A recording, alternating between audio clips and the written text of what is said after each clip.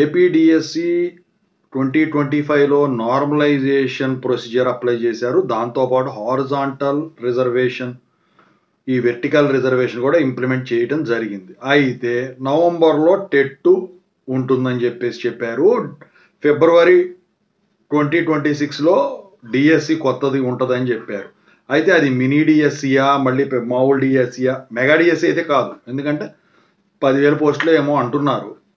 ఇంకా దాని మీద క్లారిటీ రాలేదు. అయితే ఈ 2026లో జరిగే డిఎస్సి తర్వాత ఈ mark list, merit list release చేస్తారు కదా. చేసినప్పుడు నార్మలైజేషను, ఈ హారిజాంటల్ రిజర్వేషను ఇవి అలాగే ఇంప్లిమెంట్ చేస్తారా, లేకపోతే వాటిని తీసేసి రద్దు చేసి మళ్ళీ ఇంతకు ముందులాగా చేస్తారా అని చెప్పేసి అడుగుతా ఉన్నారు.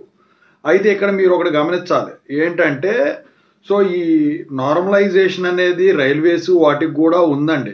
ఒక్కసారి పెట్టిన తర్వాత వీళ్ళైతే ఏమన్నా ప్రభుత్వం మారి జీవో మారిస్తే ఏదన్నా మారేదానికి ఛాన్స్ ఉంటుంది. కానీ 2026లో జరిగే డిఎస్సి దానికి కూడా ఈ నార్మలైజేషన్ ప్రక్రియ అనేది ఖచ్చితంగా అయితే ఇంప్లిమెంట్ చేయటం అయితే జరుగుతుంది. ఎందుకంటే వాళ్ళకోసారి వీళ్ళకోసారి ఒకలాగా వాళ్ళకొకలా పెట్టొచ్చు, కానీ వాళ్ళకొకలాగా వీళ్ళకోలాగా పెట్టడానికి కుదరదు. కాబట్టి వీళ్ళు ఖచ్చితంగా అయితే నార్మలైజేషన్ కూడా ఇంప్లిమెంట్ చేసేదానికి ఛాన్స్ మ్యాక్సిమం ఉంది, చేస్తారు కూడా.